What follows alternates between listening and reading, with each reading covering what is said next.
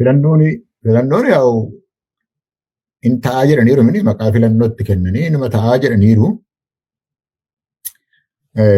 ittis qophaa'aniiru. Akkuma ati jette filannoon kun paartii kan biraatu mo'aa jennee waan eegnu hin qabnu abbaa mo'u beekna inni dhumaadha. Filannoo iyyuu barbaachisu inni himameera. Filannoon kun fudhatama qabaa gaaffii jedhamu keessatti boordii kana beekna miti duris beekna ammas beekna boordiin kun har'umayyuu wanni inni hojjetu tokko kanuma nama kofalchiisuudhaan har'umayyuu. Abbaa barbaade paartiidhaa jedheeti eeyyama kennaa fi abbaan barbaadin immoo hin kennuu jedheeti kan dhowwatus qaba kan keessaa ari'us qaba. Seeraaf sirnaan waan hojjetaa jiru hin qabu. Hamma daanyaan inni taa'ee abalutuma jedhee murtii kennu sun innuu bilisan ta'anitti filannootu ta'a jedhanii eeguun ofuma goyyumsuudha. Haala amma keessa jiru keessatti bakka amma keessumaa Tigraay naannoo Amaaraa akka kanatu waraanni deemaa jiru yoo filannoon hin ta'a ta'e magaala miti kan mootummaan Itoophiyaa bulchaa jiru naannoo kana keessa magaaladha. Tigraayin immoo magaala dhiisii eessa isaayyuu lafa bulchu hin qabu. Akkuma beeknu Tigraay qarqara wayii irra jira jechuun yookiis Itoophiyaa irraatii fottoqee bilisa hamma ta'utti yookiis immoo Itoophiyaa keessattis immoo of kabachiisee naannoo isaa kabachiisee uummata isaa eeggatee jiraachuudhaaf lafa gahu malee yoo sichi mootummaan Itoophiyaa humna waraanaa fudhatee dhufee akkuma kanaan dura jedhe olaantummaa seeraa kabachiisee tanan jiraadha jedhee yaada yoo ta'e yookiis bilisiginnaan sammuun uummata waan irra hin jirreetiif namumti gara biraan iyyuu amma sichi akkasitti deebi'eeti Tigraayin ofitti qabeetii fudhatama argate akkamittiin yaadamaa waan akkasii akkamittiin waan akkasii yaadda namni Tigraay namoota warra isa keessatti dhalatanii guddatanii afaan isaa beekanitti dubbatan dhiiseetii Abiyyiin hamir nama isaan hin beekne kana tasa nama hin beekne kanumaayyuu immoo hamma isaan beekanitti keessatti Tigraayin barbadeessee balleessuudhaaf nama hojjetaa turetu deebisee biyya sana bulchu jedhee namni sammuu qabu kana yaadaa sammuu qabu isa dhiisiitii rabbii jedhiiti laa nama naqamtetti dhaladhe miti. Namni naqamtee isa achitti dhalate ilaa Oromoo keessaa siin jechuuf hin jedhu isa achitti dhalatee yaada biyya naannoo sanaa qalbii biyya sanaa beeku bu'aa biyya sanaatiif hojjechuudhaatiif amantaa uummata naannoo sanaa argatuudhaatiif kan danda'u. Maal ammoo dhugaadhaan dorgomneeti amma aniif Abiyyi Ahmed jirutu achitti dorgomne amma naqamte ani ilma achitti dhalatee haadha isaa abbaa isaa hunda isaa akka beekan dhiisee isa kana naa wayya jettee yaadda mee achitti nu ergaame bilisaa taanu dhandheetan achitti haa goonu. Bilisaa taanu qawwee keessan lafa kaa'aa. Mana hidhaa keessan lafa kaa'aa. Soba keessan lafa kaa'aa. Maallaqa keessan lafa kaa'aa. Akkasumatti dhandhee dorgomnu. Filannoo akkasiiti goonaa akkasittiin biyyattii kana ceesisnaa biyyattii kana bareechina kan jedhu hin danda'amu bara dargii argineerra. Dargiin gaafa Mangistuu Hayilamaariyaam dhiisee baqate xiyyaara mataa isaatii xalafee gaafa Keeniyaatti gale sana waraanni raayyaan ittisa biyyaa Itoophiyaa 400 hidhatee jira ture. 400 jira ture. Utuma kun jiruuti kan inni dhiisee deeme argineerra gaafa dargii. Argineerra lamma dubbii kana keessas yoo gaafa garbaraa ta'e maaliifan akka jedhu dhiiseetiin bira darba. Kanaaf kun filannoodhaa jennee waan keessaati eegnu hin qabnu. Abbaa mo'us hin beekna, daanyaa isaas hin beekna, garuu waan haaraa waan isaan gochuudhaatiif adeeman tokko jira. Amma 998 moonee jedhan miti isa darbe irratti. Amma garuu akkasiin godhani. 20 yookiis 30 warra mormituutu mo'ee jedhu. Tokkoffaa mormituu isaan jedhan kuni mormituus miti. Kallattiidhaanis karaa kallattiidhaanis biltsiginnaa wajjin warra kooluu galanidha. Inni kaan immoo warra biltsiginnaan ijaaredha. Nama fakkeenyaaf Simbirat paartii ka jedhu. Fakkeenyumaaf hin jedhe malee fakkeenya gara biraas fudhatuu nan danda'a. Oromiyaadhuma keessaa garuu nan dhiisa dubbiidhuma ittiin fidu jedhe. Simbirat paartiin jechuun waan hin jedhu akkuma hubattaniif hin jenne jedhe ati qofalta. Simbirat paartiin takkaan tinaa dhaqee hin beeku Tigraayin dhaqee hin beeku Finfinneetti dhalatee Finfinneenuma keessa jira dhaqee hin beeku garuu moo'eeraa jechuudhaaf hin danda'u isaan humti Tigraay keessatti Simbirat paartii jechuudhaaf adeemu. Naannoo Amaaraa keessattis kan ofii isaaniitii ijaarratanii kan mo'u jiraa jedhanii kanaaf adeemu.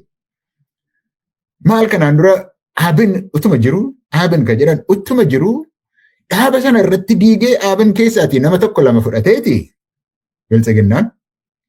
Abinis dorgomeeti mo'ee jedhe. Dorgomeeti mo'amee jedhe. Dorgiidha dorgomee garuu immoo akka isaanii hin taanu. Aangoo amma tokko kenninaa feeran ammayyuu Abin jiraanuun jechuudhaaf. Abin warra mo'ate iyyuu mana hidhaatti naqee fixeera. Nama tokko moo lama malee. Isaaniinuu mana hidhaatti naqee fixeera warruma filatame iyyuu. Kanaaf filatamneetii dorgomneetii filatamneetii aangoo hamma tokko arganneetii Oromoodhaatiifis saboota kan biraadhaafis qabsoofna ka jedhanii hundumti isaaniiyyuu anaaf. Hundumtu. Biltsiginnaadhaaf wajjin warra hojjetanidha malee biltsiginnaadhaaf addaan ba'anii waan hojjetan qabu jedhee ani hin amanu. Kun egaa amantii kooti hin amanu. Waan akkasii hin danda'amu maaliif seenessa isaa keessattis hin agarre waan akkasii ta'uudhaati waan hin danda'amnedha jechuudha.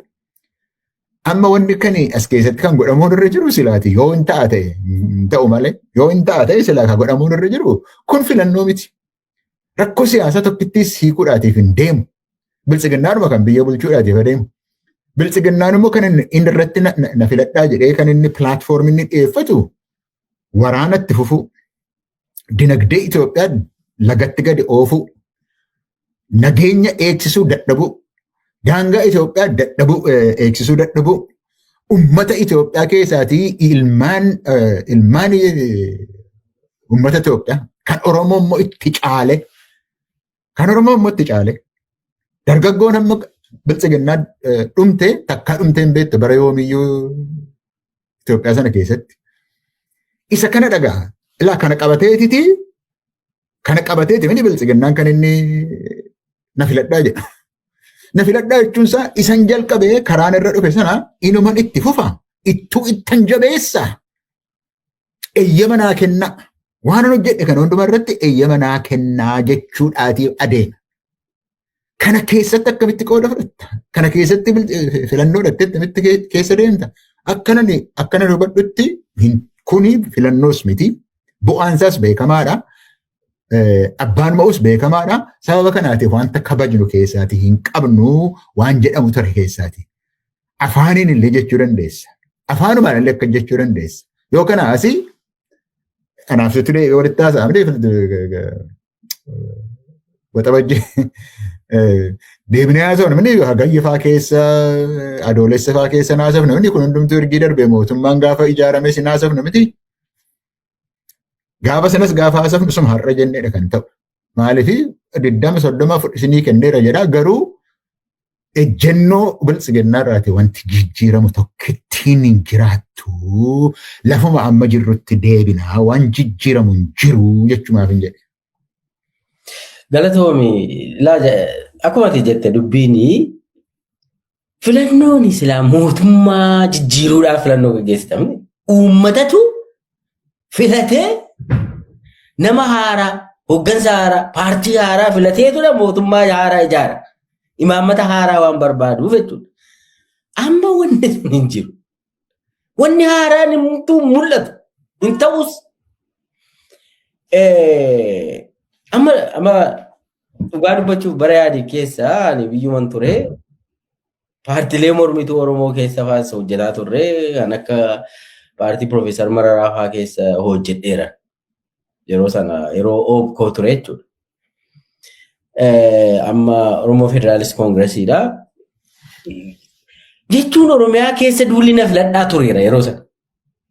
Magaalaarra baadiyyaarra deemanii duula na filadhaa gaggeessaa turan. Waasi mootu yeroo sana jechuun waluma dorgomaniitu mootu.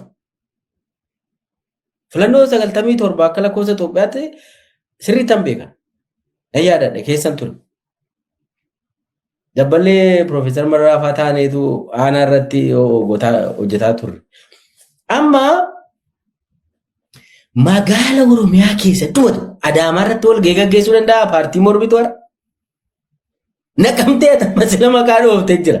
Amboo Jimma yookaan walgahii magaalaa irratti namuma koottaati jedhee paartiin mormitu hin danda'a. Bu'uuraayyuu irratti Finfinnee mataa isaa irratti nama walitti qabdee kaleessa bara yaadii gabar hiriirallee irratti baaftaa bara. Magaalota Oromiyaa keessatti hiriira irratti baasaa ture paartii mormitu.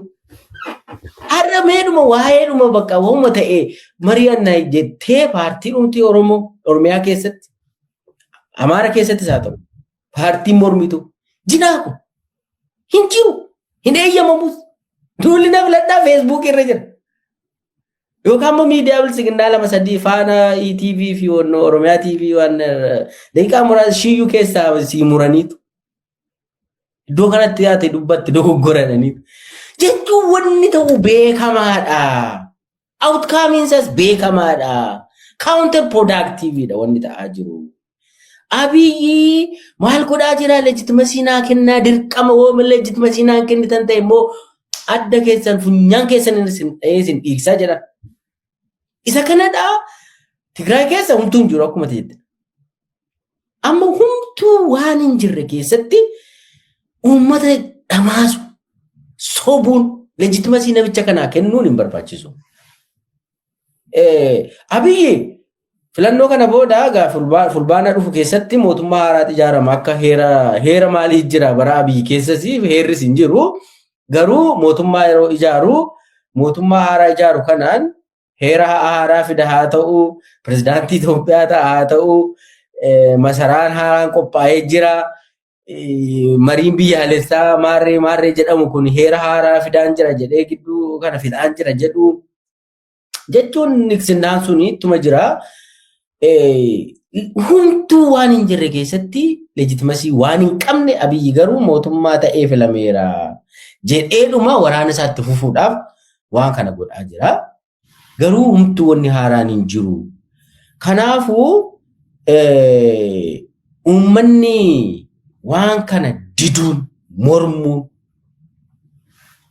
filannoon sobaa kun hin barbaachisu jechuun qabu. Ifatti waan akka siyaasaa hamuun qabu Piroofeesar Iskeel. Akkuma dalammaatti lama filannoo rekordii wayii qabaatteeti dhiyaatta miti waan kanan hojjedhe kanan itti fufsiisaa jetta keessumaatiin lammata filatamuudhaaf gaafa deemtu waan nama irraatti hojjedhe akkasidha. Kana hojjedheera itti fufsiisuun barbaada maaliif biyyichaatiif bu'aa qabaa jetteeti. Keessumaa lammata gaafa filatamtu jechuu kooti. Ilaa akka jedhu filannoon yookiis jijjiiramaa fi yookiis itti fufiinsaa fi yookiis change and continuity. Asitti ani ilaa filannoo biyya kana yeroo baay'ee dhageera yookiis itti fufiinsaaf continuity. Maaliif wanti hojjetamaa jiru suni gaariidha itti fufuu qaba gaafa jettu isuma aangorra jiru sanatti sagalee kennitaaf deebite lammata filatamee jedhama. Yoo garuu change election yoo ta'e jijjiirama fiduudhaaf yoo ta'e immoo mormituutuma. Amma waan akkasii eegaa hin jirru biyya Itoophiyaa keessaatiiti. Kan filatamu isumadha. Kan filatamu biltsiginnaadhumadha. Maaliif filannoo waan hin taaneef garuu biltsiginnaan maal qabateeti kan inni dhiyaatu itti hafuufamu yoo jette hamman sila dubbadheedha kan keessa jiru. Waraana, dinagdee balleessuu, jireenya namaa qaalessuu, waraana isa keessatti ijoollee dhumte sanaa warra madooftallee gargaaruu dadhabuu, warra duutallee warra isaanitti himuu dadhabuu, nageenyi jiraachisuu dadhabsiisuu, namoota ajjeefaman illee mana murtiitti dhiyeessuun kun hundumtu dhabameera. Waan mootummaadhaati jettu mootummaan tokko fudhatama qabaachuudhaaf aangorra turuudhaatii fi utubaan irra dhaabbatuun irra jiru hundumtuu jalan jiru. Utuboonni barbaachisoonni sun hundumtuu jalan jiran biltsiginnaa kana. Hundumti isaayyuu amma dippiloomasii isaan jedhani maaloo jedhan kun hundumtuu gara kadhaattu galteetti amma akka gadda maaloo naa kottuu Finfinnee irra bahiidha miti amma pirezidantiin Faransaayii sun malee dhimma hin qabaanne bara. Dhimma tokko laan qabaanne biyya Itoophiyaa dhaquudhaatiif waan irratti Sa'aatii sadii caalaan turre tiraanziitiidhuma keessa darba. Isuma sii jechaa jira waan horii baasee maal jedhe namni hamma kana dhaqee itti goree waa godhu biyya tokko kanas hidhattu waan irratti walii galtu rakkoo ati hiiktutu jiraachuutu irra jira. Kuni waanuma Abiyyi Ahmed barbaadu sanas itti agarsiisaa jira. Amma fotoogiraafii isaanii tokko fa'aa ilaalaan ture warra miillaan salfii dura deemu sana. Amma uffatatti itti godhanii dhugaama. Uffata babbareedaa itti hodhisiisee gaafii akka godhee akka jedhi ilaala jedheeti agarsiisaa akka inni ture hin beekta miti. So amma lafarra minxaafii keelloo aboobaa keelloo qabdu sana Itoophiyaadhaaf gochuu isaaniiti gaa isaan amma gaa inni akka jedhutti red carpetinii roos sigeeradaa dhumadhaa. Nuti immoo sigeeradaa maal goona kan Itoophiyaa goonaa jedhaniiti lafarra gaa amma waan hin taane afaa jiru biyya keessatti addunyaan hundumaa keessatti red carpet jechuun red carpet ta'eeram. Waa'ee intinaa miti dubbiinsaa. Ishii akkasii kana godhee beeta mangistii sana haareffatee wajjiniin dhaabbatee manatsirii sana kaa'atanii salaamtaa fudhachuu isuma kanadha kan inni barbaadu. Ishii waa'ee manatsirii mana dhibde warra biltsiginnaa kana lafuma hallitti isaan manatsirii gurraacha kana yeroo akkuma nama uffata jijjiirrataa oolan kun maaliif akka inni ta'e naaf hin galle. Yoo akkas ta'eeti nama argitu irra ta'e moo iji keessanii argaadha moo maal akka inni ta'e naaf hin galle waa'insaa ishiin jijjiirratu seera kana jijjiirrataniiti dhaabbataniiti pirezidantii Faransaayii kun approval intinii isaa meeqa akka ta'e beektaa parsantii torbadha kan isa. Maal sii godha amma Emmanuel Macron fudhattee wajjin dhaabbachuun maal sii godha si'iliirraa yoo hafe malee. Warrati salfii haba'an jettu sun miilla isaanii naa ilaale warra amma chaayinaa fa maaloo fa'aa ilaalta miilla wal duukaa kakaasu miti isaan akka miilla nama tokkootti. Warri kuni miilla isaanii yoo ilaalta inni tokko bitaa kaasa inni tokko mirga kaasaa qawween isaa inni tokko akka jedhee jira inni tokko akka jedhee kanuma gochuudhaatiif.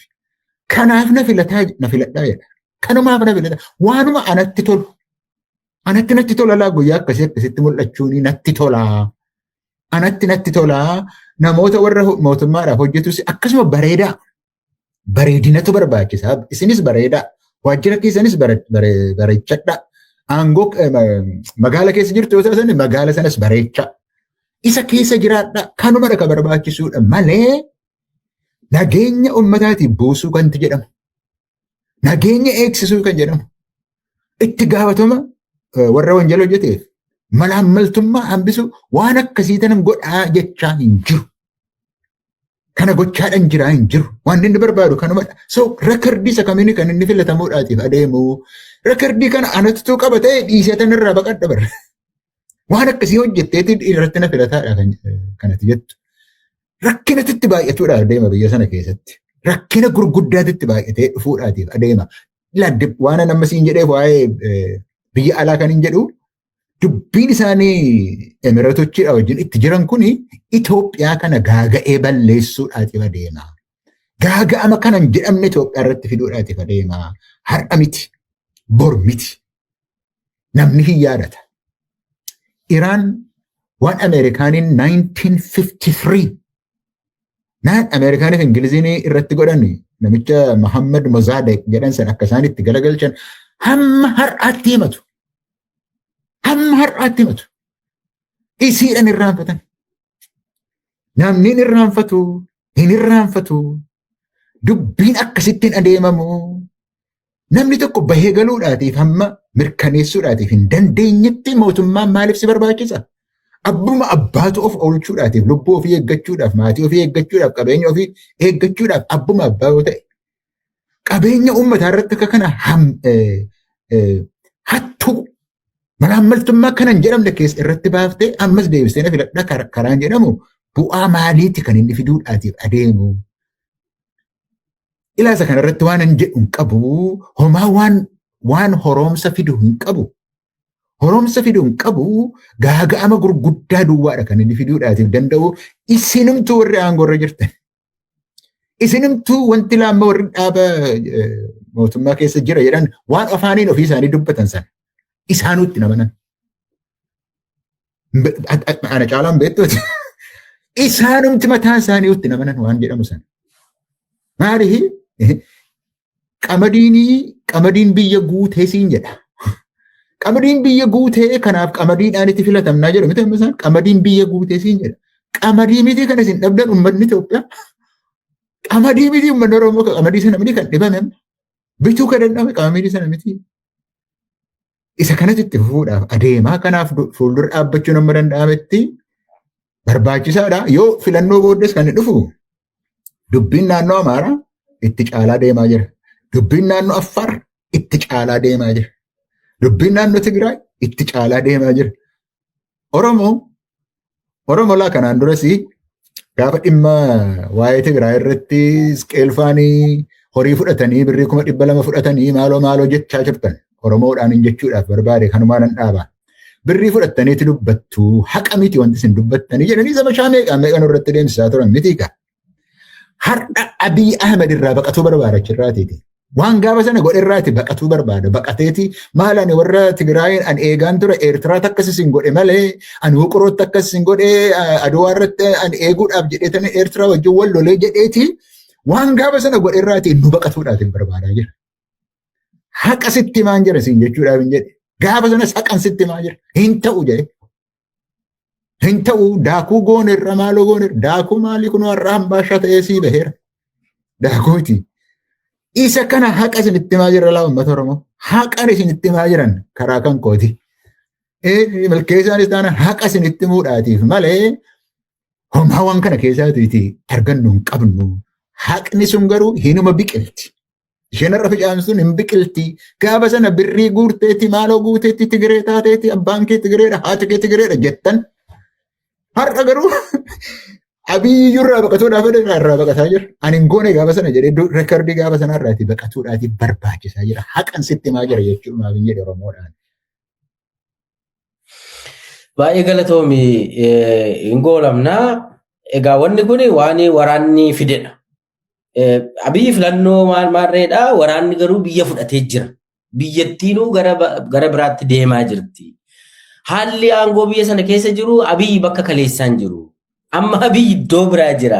Humni isaas iddoo biraa jira. Ofiiyyuu baqataa jira jette amma waan ati kaaftan.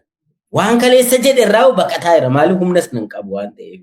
Amma Tigraay guutummaa guutuutti mootummaa Abiyyiin badasii jedheera Tigraay. Wayyaaneen deebisee mootummaa isaa ijaarratee jira. Mootummaan Abiyyi aangoo takka achi keessaa hin qabu. Amma jara keenya wanni kun ergaa gurguddaa qaba. Wanni Tigraayitti ta'ee Abiyyi humni isaa baay'ee dadhabeera. Rukutee wayyaanee laga buusuu dadhabeetuma calliseetumatti ilaala. Waan feetan godhaa jedhee. Anuu kaleessa kana isin hin goone jechuu jalqabee jechuudha. Amma dubbiin kun itti aanee amma Tigraay keessaa baheera Abiyyi. Guutummaa guutuutti bahee jira. Humna sana godhus waan hin qabneef ammatti kan inni callisee biraa ga'ee amma miidiyaan bilchiginnaa waa'ee wayyaanee iyyuu hin dubbatu tuudu'e. Waa'ee Tigraay iyyuu hin dubbatu tuudu'e. Ammatti humna sana hin qabnuudha ergaan sun. Ammatti humna sana hin qabanii boris hin qabuusaa booda ilaalla suutanne. Wanni kun achitti dhaabbata. Amaara keessaa Abiyyiin ari'amuu borgana. Oromoon asirratti maal barachuu qabaa? Abiyyi sirni Abiyyi bakka hundaa ari'amee yeroo ba'aa deemutti jechuun jara keenya kooziidhaanidha waraanni kan gaggeeffamu. Abiyyi koozii barcumaa malee waa takka hin qabu. Deeggarsa uummataa hin qabu. Humnaan ijoollee Oromoo mana barnootaarraa karaarraa qe'aarraa humnaan waraanatti ergee leenjii labbii kennee ijoolleen dhaqxeetu wareegamte harka kennatti booji'amte. wanni kun garam deemaa jira? Tigraay irratti mo'amuusaa amma Abiy kan inni amma harka kennate. Amma isaan maal jedhu yeroodhaa fi harka kennannee jechaa jiru. Hamma humna kuufannee filannoo xumurree maarree gooneeti itti deebinaa jedhu. Biyya hamma ta'etti wanta kanaa hin deemsisu. Amma wanni kun adeemsaan humna Abiy dadhabaa haguma deemu wanni Tigraay irratti ta'ee achii boodatti naannoo Amaaraa irratti wanni ta'uudhaa danda'u yookaan immoo sanaa alattu haalli Abiy akkamitti ilaalta waan kana garamitti oofaa Oromoon kanarraa maal fudhatee maal baratee maalitti qophaa'uu qabaa an jedhu gaafii xumuraa kana sii kaasaa Profeesar Hizqeel. Bareedaadha. Kunis gaaffii salphaatti deebi'u miti. Irrumatti bubuuna malee. Biyya Itoophiyaa keessatti hundee mootummaa tokko, hundee mootummaa ka ta'uu danda'u gar tokkoon kan Itoophiyaatiin haasa'aa jira. Gar tokkoon bu'aan keessa argadhe jedhee kan si deeggaruu danda'u haasaan siyaasaa akka godhamu biyya Itoophiyaa keessatti namni jaallates jibbesii lammummaadhaan miti. Hundumtuu gosa isaatii miti kan inni ilaallatu. Lammummaan sun immoo lammummaa gaafa jedhu Tigree, Amaara, Oromoo, Somaalee jechuu kooti. Hundumti isaaniiyyuu waan barbaadan qabu. Kaayyoo lafa kaawwatan qabu. Yoo Oromoo fudhatte kaayyoon ani sila jechaa ture uummanni Oromoo abbaa biyyummaatu na barbaachisa jedhee kan inni ka'ee isarratti hin kaatu jedhee tan inni sila qulqulluu tan inni dubbataa ture. Oromoon waan barbaadu qabaa. Isa tuffattee qabsoo Oromoo tuffattee gootota Oromoo xiqqeessitee qabsoon Oromoo bu'aa siin buufnee jettee itti himte of himee OPDO'n kan isheen ijaaramte. OPDO'n kan isheen ijaaramte waanuma sabboonummaan Oromoo barbaadu anis nan godhaa jettee sanaaf ijaaramte. Miti OPDO'n jalqaba yoo ijaaramte kan biraa ijaaru iyyuu malee kanaafidha. Isan tuffanne OPDO'n isa tuffatanii miti gadi baarii tuffatanii miti. Dhiifneerra sin barbaachisu isa mooneerraa ammasichi waanuma Itoophiyaawummaa sana olaantummaa sana sii goonaa kadha. Tuffattee kaayyoo Oromoo tuffattee goota Oromoo tuffattee deebitee Oromoo bulchuu barbaadda. Abbaa biyyummaa gaaffii abbaa biyyummaa Oromoo waggaa 50-60 turee bu'aa gurguddaa fide afaan Oromootiin dubbachuu Oromiyaa kan jedhu dhalachiisu mootummaa naannoo Oromiyaa dhalachiisee Abiy Ahmed fa'aa wanti jedhamtu iyyuu keessaa baateeti bilisaan goottas ol baate. Isa tuffattee of jalaatii dhiittee of jalatti dhiittee hundee kooti kan jettu sana of jalatti dhiittee turuu dandeessa gaaffiidha kun. Itoophiyaan bulchammoo jette hundeen Itoophiyaa jechuun yanaaf hundeen Itoophiyaa Tigraayiif Amaara hundeen isaa durii jalqabnee ka dubbataa turre. Tigraayiif Amaara. Keessumaa Tigraay yoo qaroomina irratti ijaarama Oromoo biyyi tokko qaroomina yoo jette Aksumitis qaroominni Itoophiyaa Aksumidha. Seenaa irratti ni ijaaramu jette seenaan Aduwaa irratti Xaaliyaanii moo'ee Itoophiyaan isa booddee ijaarame. Itoophiyaan mootummaan amma jiru mootummaan Minilik isa booddee Xaaliyaanii moo'ee isa booddee warra kaan itti galagaleeti mootummaa sana ijaarrate. Sanaaf Aduwaan wanta barbaachisaadha. Aduwaa Finfinneetti ijaarte Aduwaadha jechuun dandeessu. Aduwaan achuma jira. Achuma jira waan gootu hin qabdu. Finfinnee keessatti waan bareedaa tokko ni ijaara jettee Aduwaan siin dhufu. Seenaan sun gara keen dhufu.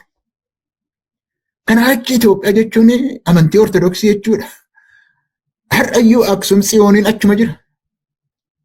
Kana achi naannoo Amaaraa keessa kan jiru Laalibalaan kan jiru Aksum booddee Laalibalaan kan jiru Gondar kan jiru Ankobar kan jiru naannoo Amaaraati.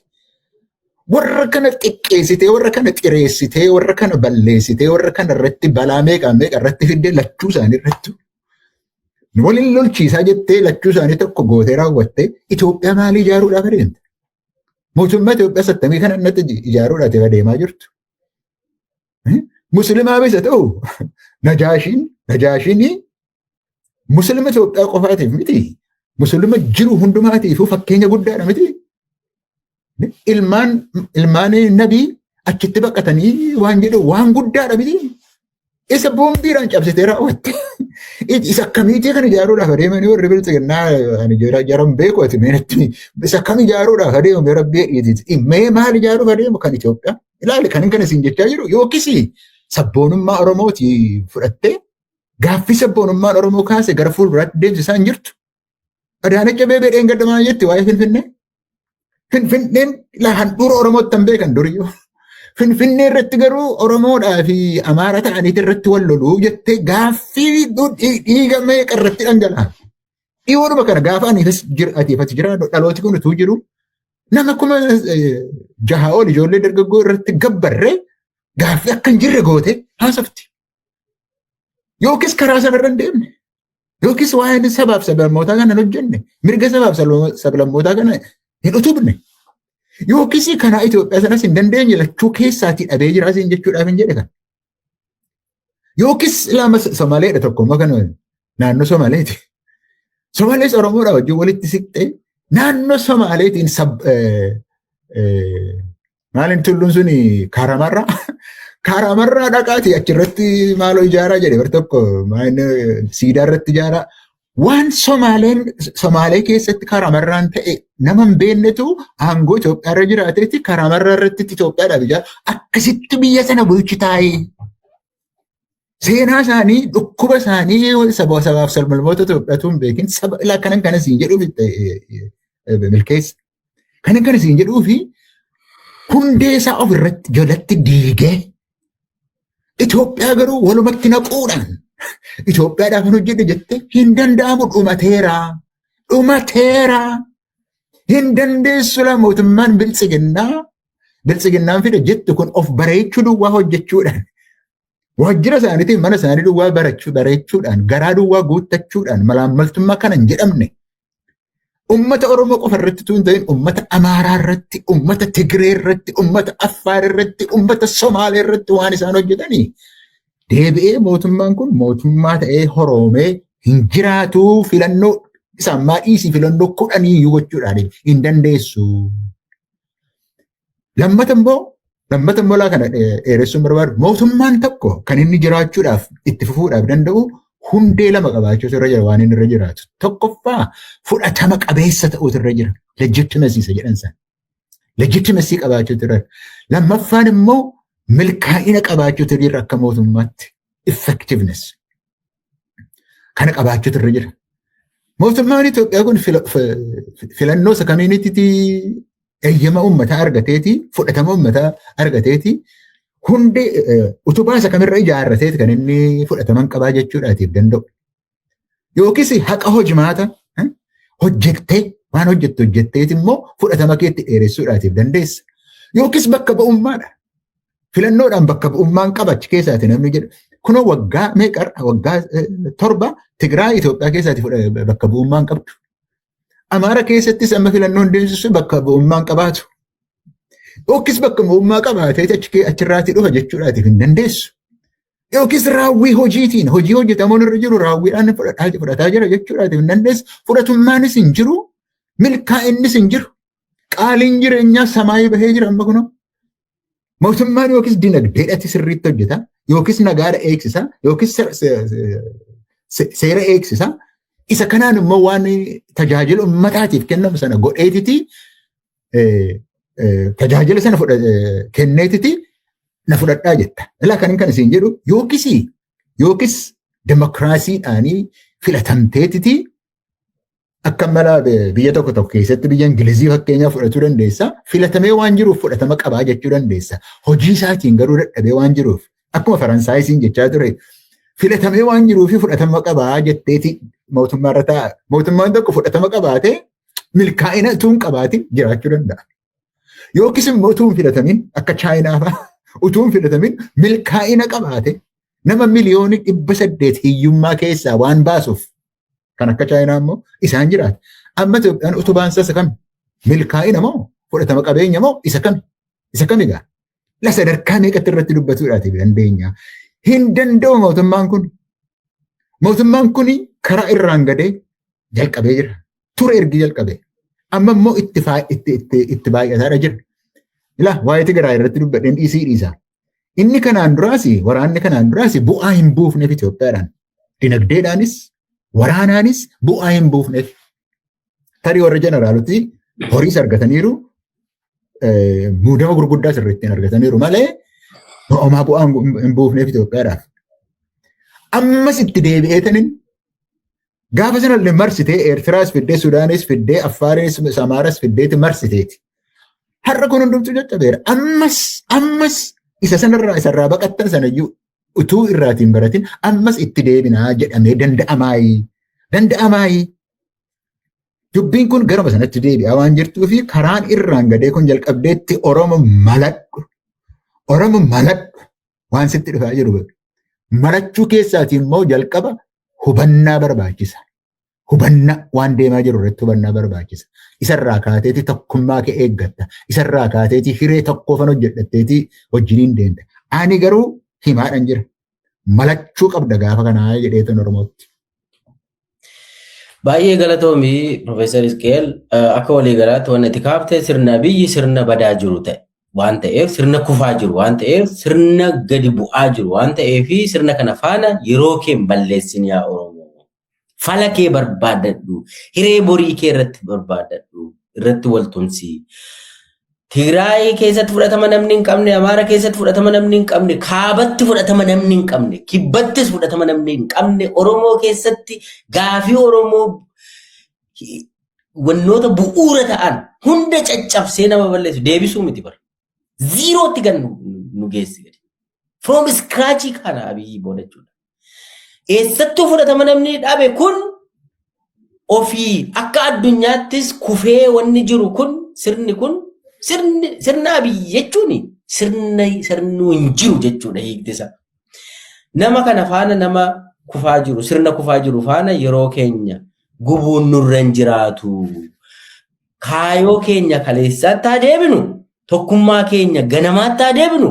Bu'uura qabsoo bilisummaa Oromoo kaleessa bu'uureessitoonni hooggansi Oromoo qaqqaaliin nuuf jecha wareegaman sanaa isatti deebinee sana kabajnee tokkummaa keenya eeggannee ammuma irraa kaafnee jijjiirama hin oolle hin hafne dhufuudhaa jiru. Kadorrobee jiru ofaa qopheessinuu filannoo soba kana faanas yeroo keenya gubuu hin qabnu kan jedhu irratti walii galle.